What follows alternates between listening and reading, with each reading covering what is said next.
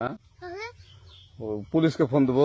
Please আমাকে ক্ষমা করে দাও, প্লিজ প্লিজ আমাকে ক্ষমা করে দাও, প্লিজ কেটা আম পড়েছে?